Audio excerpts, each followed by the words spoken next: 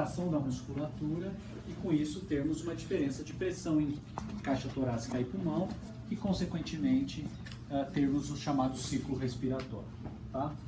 Então, vejam, para a gente estudar como que esse movimento é realizado, nós temos que levar em consideração a participação do sistema nervoso central, onde o ciclo respiratório só ocorre mediante um funcionamento adequado desse sistema respiratório, onde uma rede de neurônios integradas, principalmente no bulbo, vai estar coordenando esses movimentos que, de uma certa maneira, são antagônicos, inspiração e expiração. Toda vez que eu estiver inspirando, eu não vou estar expirando. Toda vez que eu estiver expirando, eu não vou estar inspirando. Nós temos dois tipos de controle respiratório, que eu já comentei com vocês. Um controle voluntário, que aqui todo mundo consegue controlar os seus movimentos respiratórios. Mas esse movimento voluntário da respiração envolve áreas do hipotálamo, do sistema límbico, do córtex cerebral, que não é o motivo de nós estarmos discutindo aqui. O que vamos discutir é como são gerados esses movimentos respiratórios e como esses movimentos, essa geração dessa atividade, é transmitida, então, para a musculatura. Para isso, como eu comentei, nós temos uma rede integrada no sistema nervoso central, mais especificamente no bulbo, que está funcionando de uma tal maneira para manter contrações e relaxamentos da musculatura esquelética com inserção em caixa torácica. Tá? E nós temos diferentes ajustes realizados para manter o principal objetivo, que seria troca. Então vejam, uma primeira situação, nós temos aqui, já comentei com vocês rapidamente sobre o sistema respiratório. Né? Então nós temos vias aéreas, zonas de transporte, as zonas de transição, e aí nós temos o pulmão, que é onde nós temos as unidades respiratórias, certo? Alvéolos pulmonares e bronquíolos respiratórios. Nós temos a caixa torácica e temos o diafragma, que é o principal músculo com característica inspiratória. Tá? E eu tenho um fluxo de ar que deve ser sempre unidirecional. No processo inspiratório eu tenho um fluxo de entrada de ar e no processo expiratório um fluxo de saída de ar.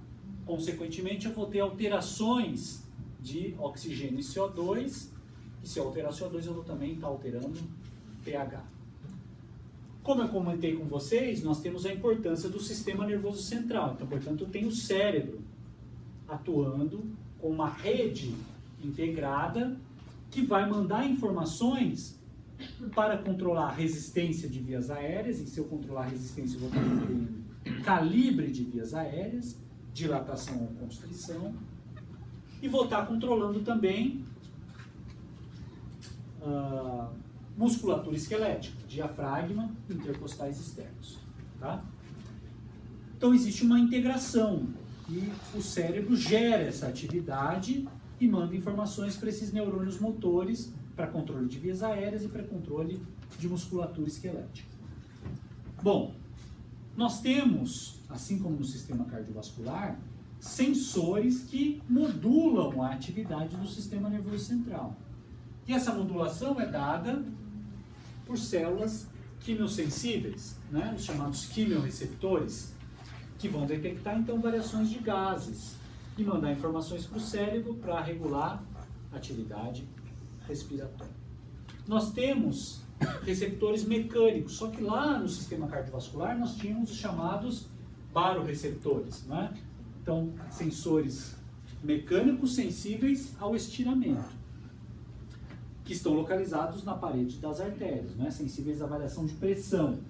Aqui os mecanorreceptores são chamados receptores de distensão pulmonar. Eles estão localizados no parênquima pulmonar. Toda vez que eu inflar o meu pulmão, esses receptores mecânicos detectam essa informação e mandam informações para o cérebro para controlar a atividade respiratória. Além de uma atividade intrínseca do cérebro gerando atividade, controlando a atividade respiratória. Além de sensores que detectam alterações no sistema respiratório e influenciam modulando essa atividade cerebral, nós temos uma série de variáveis que podem também modular o funcionamento do sistema respiratório. Atividade física, variações de temperatura, o sistema cardiovascular e outros sistemas motores ou somáticos como emoções, fonação, sono, são todos sistemas que influenciam o funcionamento do sistema respiratório. Bom, mas como que todo esse slide pode ser dissecado e estudado de maneira isolada, é o que nós vamos ver a partir de agora. Bom, uma primeira informação que a gente precisa saber é que nós temos que o meu pulmão, certo?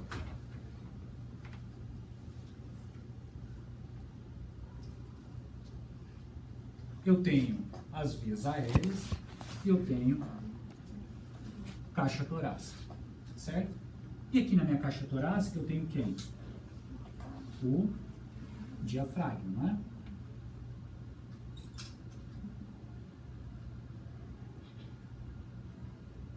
Que é o principal, vamos pensar, o principal músculo com inserção em caixa torácica que vai promover a expansão de caixa torácica e, consequentemente, o pulmão vai ser expandido, tá? Ele tem uma forma de cúpula na base do tórax e ele recebe a inervação de um neurônio motor. Bom, toda vez que o diafragma contrair, porque chegou um potencial de ação nele, ele contrai, ele vai tender a horizontalizar. Então ele vai empurrar as vísceras para baixo e vai abrir a caixa torácica, vai expandir a caixa torácica. Como a caixa torácica está ligada no pulmão, o pulmão vai ser tracionado junto com ela, certo? Bom, e aí eu vou ter o quê? Eu vou ter uma inspiração, não é? Então eu vou ter um processo chamado inspiratório. Então, o diafragma contraiu, tracionou a caixa torácica está ligada no pulmão internamente através das pleuras, o pulmão vai ser tracionado, então eu aumento de volume no meu pulmão, certo? E o ar entra, ok? E aí eu tenho um processo chamado de inspiração. Quando o diafragma relaxar, o pulmão, que tem atividade elástica, vai voltar à sua posição original. Como eu não tenho mais o músculo funcionando, porque eu desliguei o músculo, o pulmão vai puxar a caixa torácica e todo mundo volta à sua posição original, certo? E aí eu tenho um processo chamado de expiração, ok? Com isso, eu vou realizar movimentos cíclicos de inspiração e expiração, e aí eu vou ter o meu chamado